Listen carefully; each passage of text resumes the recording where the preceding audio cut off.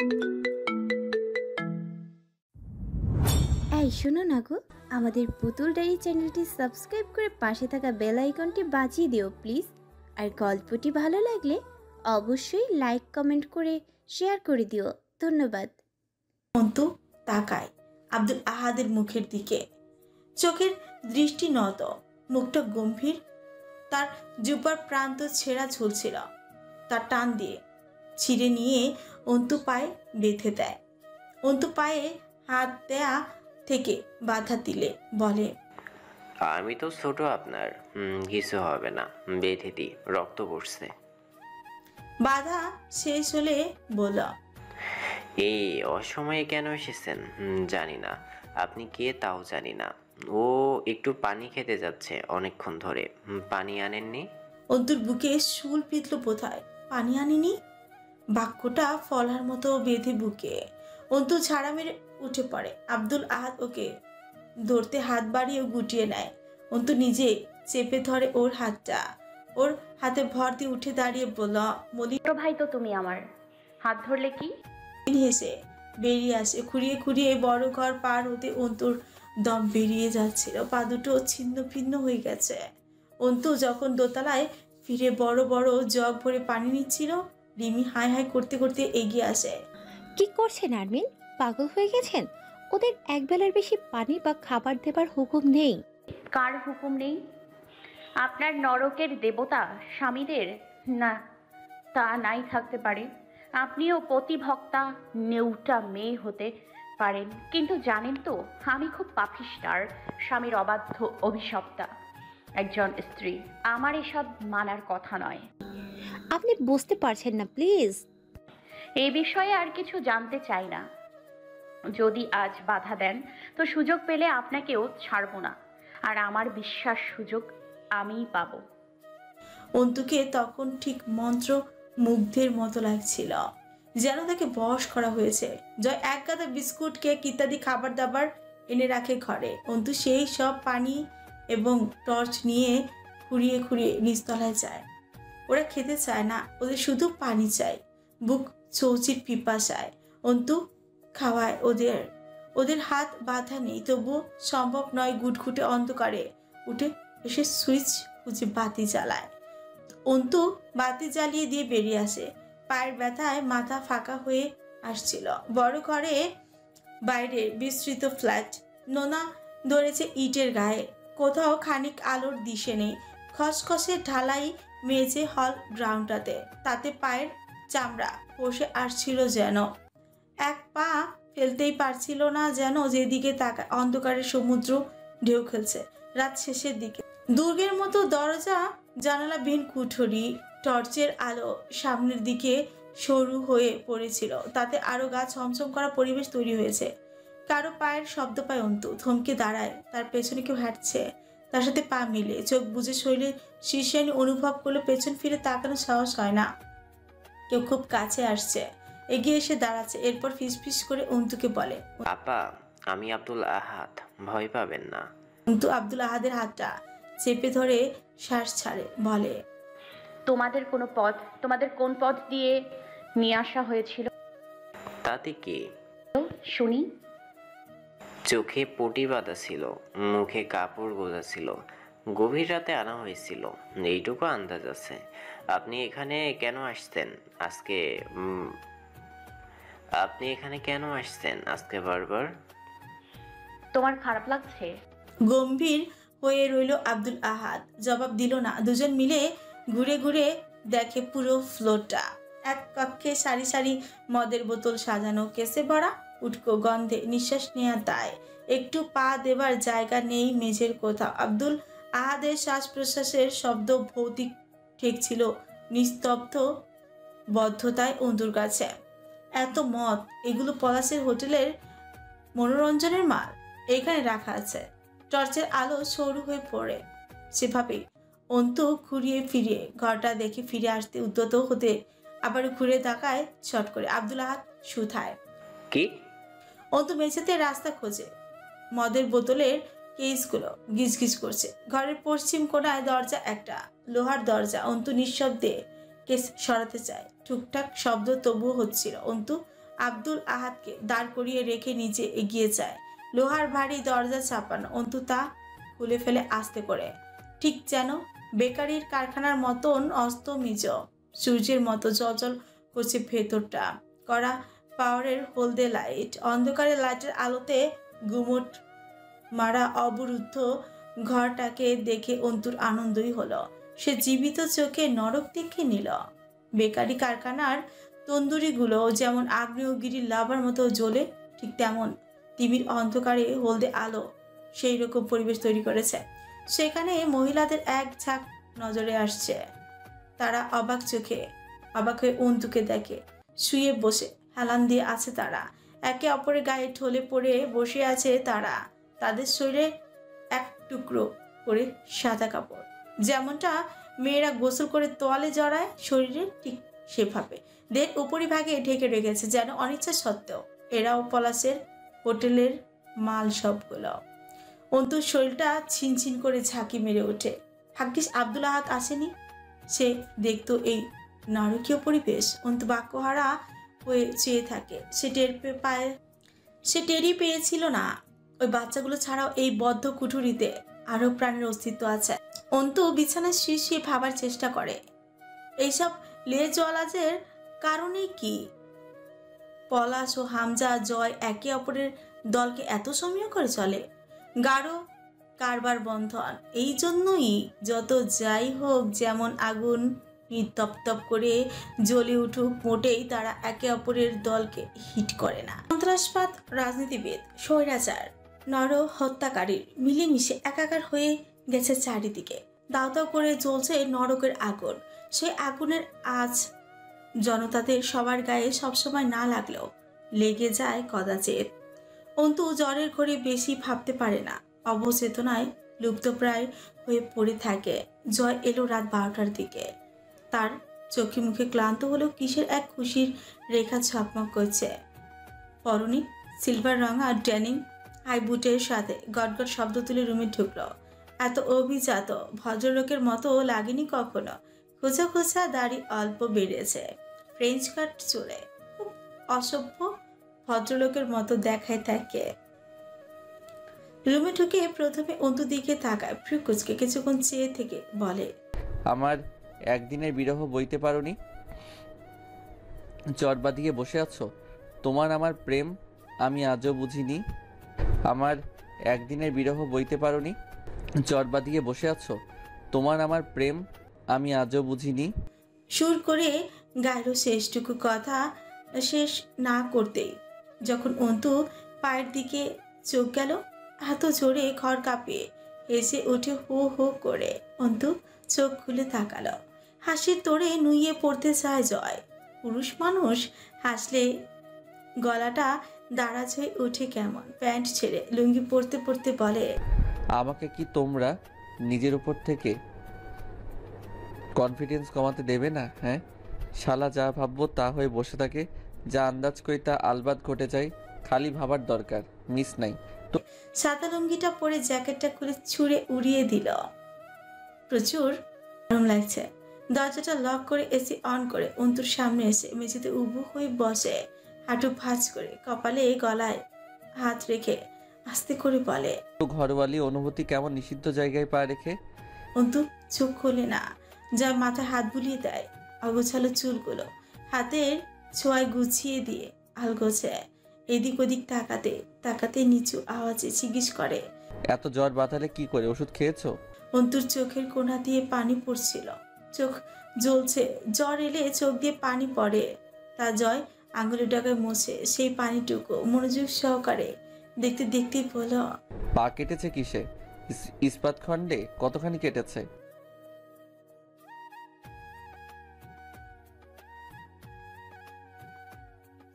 ওদের কেন ধরে এনেছেন? তিত্তির করে কাঁপছে অন্তুর কণ্ঠস্বর। জয় উঠে বাথরুমে গিয়ে বালতি ভরা পানি মগ এনে মেঝেতে রাখে অন্তুকে পাজা কোলে করে তুলে বিছানার এক পাশ থেকে অপর পাশে নিয়ে যায়। হাঁটার সময় আবারও নিজের বুকের দিকে তাকিয়ে দেখে অন্তুর মুখটা তার বুকেই গোজা। মুচকি হাসে আনমনে, সব সুখ সুখ লাগছে খুব। হাজারো পাপের মাঝে কখনো সখনো পাপকে অবহেলা করতে সে গান গায়, গিটার বাজায়, আরো কত কি করে। আজকাল সেসব বাদ দিয়ে অন্তুকে জ্বালায়। আড়াআড়ি শুইয়ে দিয়ে মাথায় পানি ঢালতে ঢালতে জিজ্ঞেস করে, ডাক্তার আনবো? এসেছিল, কি বলেছে? ওষুধ দেয় নাই? দিয়েছে। খাওনি কেন? অনেকক্ষণ ধরে পানি ঢাললো জ্বর। জ্বর খানিক নামলো কিনা বোঝা গেল না, তবে কপাল মাথাটা ঠান্ডা হলো। জয় লুঙ্গির উপর গলায় এক লাল চকটকে গামছা ঝুলিয়ে বাইরে বেরিয়ে যায়। কি সব হোটেলের খাবার কিনে আনে, অন্তকে খাওয়াতে যায়। সেই রুচি বা মানসিকতা নিয়েই তোর জোর করে ওষুধ খাওয়ায়, সাথে ছোট্ট একটা স্লিপিং ড্রাগস। সারা রাত অচেতনের মতো ঘুমালো অন্তু, তার হুঁশ নেই। জয় চেয়ার টেনে নিয়ে বিছানার পাশে বসে চেয়ে থাকে অন্তুর দিকে। ঘন্টার পর ঘন্টা কিউব মেলায় আনমনে। বিশাল ট্রমায় পড়ে গেছে মেয়েটা, তেজি মুখখানা একদম কুচকে গেছে। শেষ রাতের দিকে নিস্তালার বড় ঘরে যায় একবার, সব ঠিকঠাক, খালি পানি জগ ভরে রেখে গেছে বাচ্চাগুলোর সামনে। জয় হাসলো তা দেখে, বাচ্চারা ভয় পায় জয়কে দেখে। সেখান থেকে বেরিয়ে যখন মদের ঘরে গেল, মাথাটা গরম হলো। সব এলোমেলো করে সাজানো, অন্তু এত সব বুঝে নেই। মদের কেস সাজানো হয়েছে এখানে ক্রম অনুসারে, সে তো চেনে না। হুইস্কি, রাম, জিন, বিয়ার, ওয়াইন, ভদকা ইত্যাদি মাফিক সাজিয়ে রাখা হয়েছিল। মহিলাদের ঘরে ঢুকবার পথ পেছন দিকে, ওই রাস্তা দিয়ে বাগানের রাস্তা চলে গেছে। লোহার ফটক পেরিয়ে এদিক দিয়ে ঢুকতেই হয় ওই কক্ষে। অন্তু জানে না। মহিলাদের কামরার আওয়াজ যেতেই ওরা থরথর করে কেঁপে ওঠে। ঢালাই মেঝেতে চামড়ার স্যান্ডেলের আওয়াজ, সাথে খোলা বেল্ট ঘেঁষে আসছে। এই আওয়াজ চেনে তারা। জয় আমির সাদা লুঙ্গির কুচি উঁচিয়ে ধরে এগিয়ে আসছে। লোকটা কিচ্ছু বলবে না, তাকাবেও না, তবুও জয়কে ওদের চরম ভয়, ঘেন্না করে ভীষণ, ঠিক ডাস্টবিনে আবর্জনার মতন। মানুষও তো ট্রেনের পানিকেও ততটা ঘেন্না করে না যতটা ঘেন্না জয় ওদের করে। ওরা সব একসাথে জড়সড় হয়ে দাঁড়ায়। জয় নাক কুচকে দেখে চারিদিকটা, একটা বারো ওদের অর্ধ বস্ত্রে অনাবৃত দেহটার দিকে তাকালো না। তার রুচি ভালো, যারা শরীর ঢেকে ঢুকে রাখে, সম্মানবোধ আছে, তাদের প্রতি তার আগ্রহ আসে। যারা খুলেই রেখেছে তাদের আবার দেখার কি আছে? সস্তা দেহ, সস্তা মেয়েলোক, এইসব ধারণায় বিশ্বাসী জয় আমির। পলাশের কাছে দারুণ খাতিরের লোক। মাঝে মাঝে হোটেলের রুমে জয় মেয়ে নিয়ে ঢুকতে দেখে অভ্যস্ত মেয়েরা, অথচ শখ মিটলে কুকুরের মতো তুর করে তাড়িয়ে দেবার এই নোংরা স্বভাবের জন্য ওর কাছে কোনো মেয়ে যেতেই চাইতো না। বিয়ের পর ধীরে ধীরে জব বন্ধ, তার রেস্ট্রিকশন বহুত। প্রথমত কড়া নিষেধ হলো, তাকে কোনোভাবে চুমু খাওয়া যাবে না, এছাড়া জড়িয়ে ধরা যাবে না, গা ঘেঁষা ঘেঁষা যাবে না, নির্লজ্জের মতো অঙ্গভঙ্গি দেখানো যাবে না। মেয়ে লোকের ব্যাপনার ঢঙ্গে জয়ের গা জ্বলনি রোগ আছে, সে নিজে যা করবে ঠিক সেইটুকুই। এই নিয়ে পলাশ খুব হাসি মজা করত। একবার একটা মেয়ে জয়কে খুশি করার লক্ষ্য অথবা টাকা হালাল করার উদ্দেশ্যে বোধহয় ওকে জাপড়ে ধরে চুমুই খেয়েছিল। এক থাপ্পড়ে কান্দে রক্ত বের করে রুম থেকে বের করে দেবার রেকর্ড আছে জয়ের।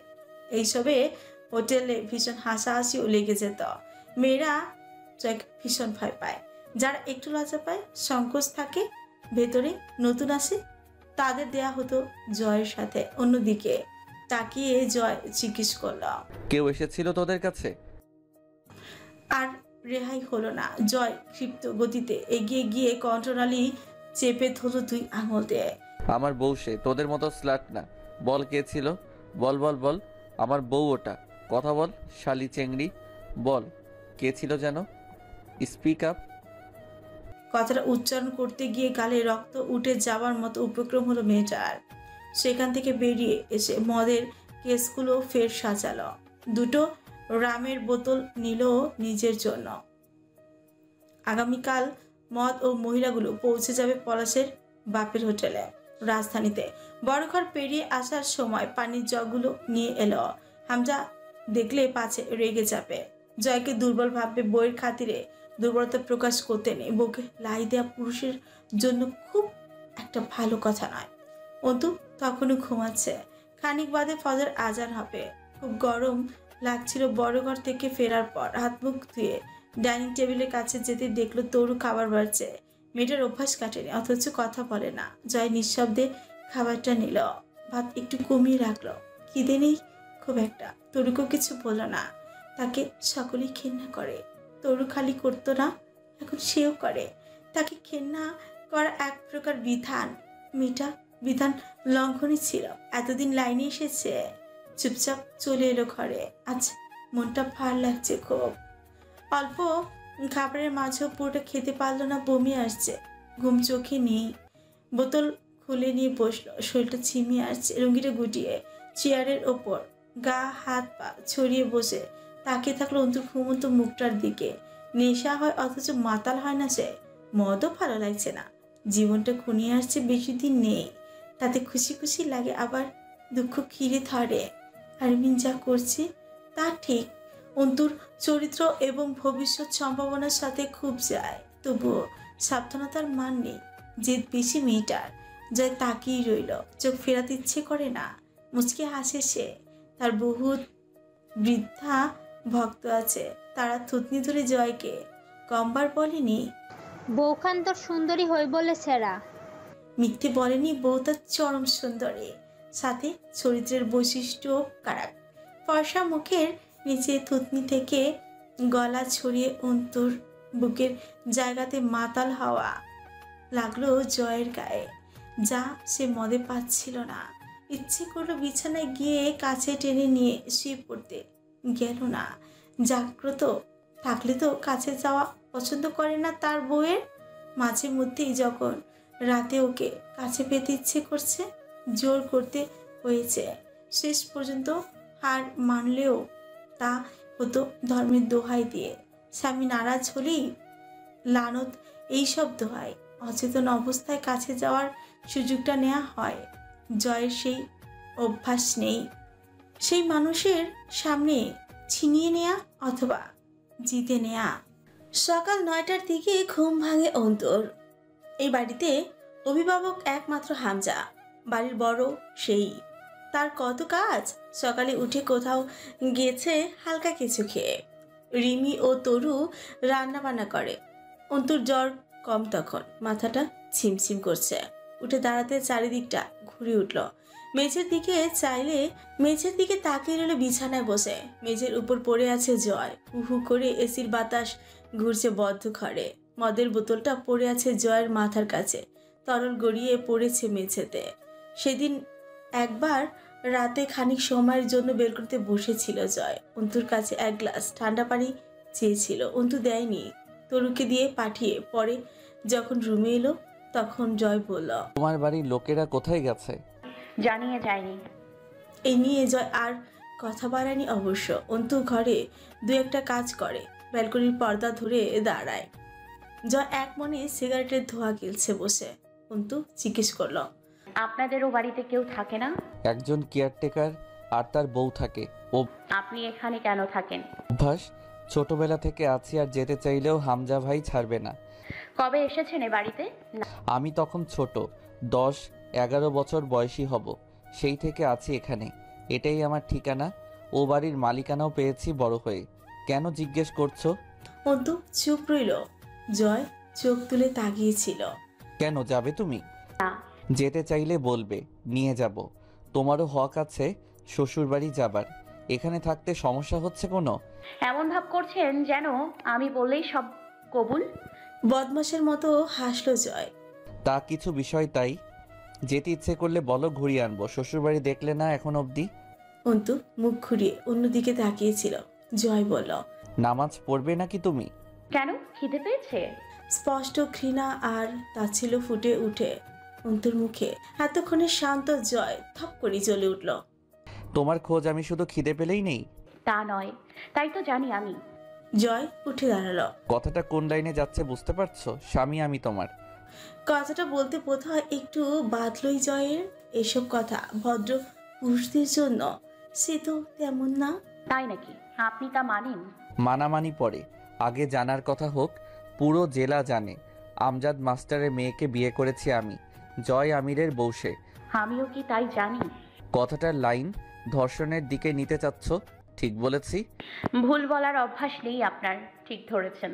হরে শালি, আমারই উচিত হয়নি তোকে এত ভালোভাবে বিয়ে করে ঘরে তোলা। বিয়ের আগে খালি বদনাম করেছি, বাস্তবে তো ভেতরে ফাঁপা, ছুঁইও নি। কামটা ঠিক করি নাই। কোনো একদিন ধরে রেপ টেপ করে তারপর বিয়ে করলে কিন্তু রেপ বিষয়টাতে এক প্রকার ফোবিয়া আছে আমার। নয়তো রোজ চাকরের মতো ট্রিট করলে তবে তোর আজকের কথা সহ্য হতো। বদনাম খারাপ লাগে না আমার, কিন্তু অপবাদ ভালো লাগে না। সর সামনে থেকে। রেপ বিষয়টাতে ফোবিয়া আছে? অন্তু ভাস করে। গম্ভীর হলো জয়। হুম। লম্বা করে সিগারেট টান দিয়ে হেসে ফেলল চট করে। বিশ্বাস হচ্ছে না না? খুব বেশি জবরদস্তি করি বলে মনে হয় তোমার, তাই তো? সেটা রেপ? বউকে? হা হা হা। তোমার আমাকে সহ্য হয় না, সেক্ষেত্রে আমার নর্মাল টাচও ব্যাড টাচ মনে হয়। এটাকে রিলেটিভিটি দিয়ে ব্যাখ্যা করা যেতে পারে। আজ এসব ভাবনা আসতে ইচ্ছে করলো বোতলটা তুলে জয়ের মাথায় আঘাত করতে, কিন্তু করা যাবে না। প্রশ্ন অনেক, তা সব জয়ের কাছে। আবার ভাবে সে এসবের মাঝে নিজেকে জড়াচ্ছে কেন? এসব ছেড়ে দূরে কোথাও চলে গেলে হয় না? পরক্ষণই মনে পড়ে তার ভবিষ্যৎ পেশা এসব নিয়েই তো। সে একজন বিখ্যাত ভবিষ্যৎ আইনজীবী। ঝামেলাকে তার রক্তকণিকার মতো রন্ধে বই নিয়ে বেড়াতে হবে চিরকাল। অন্তু কিসের এক শক্তিতে যেন জ্বলে উঠে দাঁড়ালো। এতক্ষণ মনটা গুমট মেরেছিল, কারণ বোঝা যাচ্ছিল না। এইবার স্পষ্ট হলো, তাকে তো বড় ঘরে যেতে হবে। বাচ্চারা কি করছে? শরীর নেয়নি তো আবার? শরীরটা ছটফট করে উঠল উত্তেজনায়। বাচ্চারা খেয়েছে। লম্বা বারান্দার কাছে রিমি জাপড়ে ধরে। আপনি যাবেন না? মেয়র সাহেব এখনো বাড়িতে, ওয়ার্কশপেই আছে। জয় ভাইয়া ঘরে। আমাকে বিশ্বাসঘাতক বানাবেন না। আমি আপনাকে গোপনে সাহায্য করতে চেয়েছি, সেই ওয়াদা ভুলে যাচ্ছেন আপনি আরমিন। অন্তু ঘরে ফিরে চুপ করে বসে থাকে। 9:30টার পর জয়ের ঘুম ভাঙল। বাইরে কাজ থাকলে তাকে ডাকতে হয় না কখনো। সময় মতো ঠিক ঘুম ভেঙে যায়। তাকে একবার কার্যালয়ে যেতে হবে, মিটিং আছে। অন্তুকে দেখে হাসল। Feeling better Gharwali? অন্তু নিঃশব্দে তাকিয়ে রইল শুধু। জয় হাত মুখ ধুয়ে এসে আয়নার সামনে দাঁড়িয়ে পোশাক পরতে পরতে অন্তুকে বলে, ভার্সিটিতে যাবে আজ আমার সাথে? অন্তু মনটা নিচে উঠল। তা লুকিয়ে আস্তে করে বলল, শর্ত কি? শর্ত? হু হু করে হেসে উঠে জয়। যা চাই দেবে তো দাও, একটা চুমুই দাও না হয়। ঠোঁটে না দিলেও চলবে, প্রথমেই ওভারডোজ হয়ে যাবে তোমার। গালেই দাও, নো চিন্তা। চুমুগতভাবে কিন্তু জয় আমিরের গোটা শরীরটাই ভার্জিন। ওয়ান্না কিসমি গালে এগিয়ে দেব। অন্তু কথা খোড়ায়। সবসময় নিজের নাম জপার কি আছে? জয় আমির, জয় আমির। জয় হাসল। আমার নাম জয়, উপাধি আমির ইজ ইকুয়াল টু জয় ইবনে জাভেদ আমির। আমির কিন্তু জামায়াতের প্রধান প্রতিনিধিদেরও বলা হয়। শুনেছি আপনি যোদ্ধাপরাধীর ছেলে। আপনার পরিবার শিবিরের কর্মী ছিল। জয়ের মুখটা দগ্ধ হয়ে উঠল, ঠিক যেন খড়ের গাদায় জ্বলন্ত মশাল পড়লে আগুন জ্বলে ওঠে। সেটাও ছাই চাপা নীলচে আগুন। তা খেয়াল করলো অন্তু আয়নায়। জয়ের দৃষ্টিতে খুন চেপেছে, দাঁতের মারে পিষে বলল, আমির আমার বাপ দাদাদের বংশোপাতি। পদবীর হিসেব আসছে কেন? বেশি বোঝা শিখেছ? খুব বেশি? হ্যাঁ, জামায়াত শিবির। পেছন ফিরল। জয়ের চোখে যেন ফুটন্ত আগুন। আর একবার তোকে বড় ঘরে যেতে দেখলে কেটে টুকরো করে ফেলবো। শালির মেয়ে, আর বাচ্চাগুলোকে লোহার চুল্লিতে গলিয়ে তোর দলাদলি বের করব। পরবর্তীতে মাপ পাবি না, সে তুই যেই হ। ও তো কিছুই বলল না। তার ভার্সিটি যাওয়ার চান্স মিস করা যাবে না, কোনোভাবেই না। 3rd ইয়ারের ক্লাস শুরু হয়েছে সেই কবে। ভার্সিটিতে তারা দুজন পা রাখতে বোধহয় উৎসব শুরু হয়ে গেল। কত দিন পরে যেন অন্তু আবার চিরচেনা এই শিক্ষা প্রাঙ্গণে পা রেখেছে। খুশি ও বিষাদ একসাথেই চাপলে কেমন অদ্ভুত অনুভূতি হয়। সকলে হা করে দেখছে, হাসছে, ইশারায় বোঝাচ্ছে খুব মানিয়েছে। আসলেই মানিয়েছে। জয়ের উচ্চতার সাথে অন্তুর কাঁধ মিলছে। খানিক চাপা শ্যামলা জয় আমিরের ফর্সা বউ। ভালোই মানায় বাহ্যিকভাবে দুজনকে। কত শুভেচ্ছা পেল ওরা। অন্তু খালি দেখল, বাঙালি তেল মারতে কত দক্ষ। জয় কোনো দেবদূত?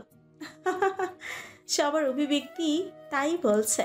সৃষ্টিকর্তা নিশ্চয়ই এদের ডিএনএতে এক্সট্রা কিছু তেল জমা করে দেয়, যাতে সমাজের নোংরা লোকেদের বিরুদ্ধাচরণ না করে বরং সেধে সেধে তেল মারতে পারে এরা। অন্তু তা পারলে আজ সে কিছুই হারাতো না। আফসোস সে পারে না।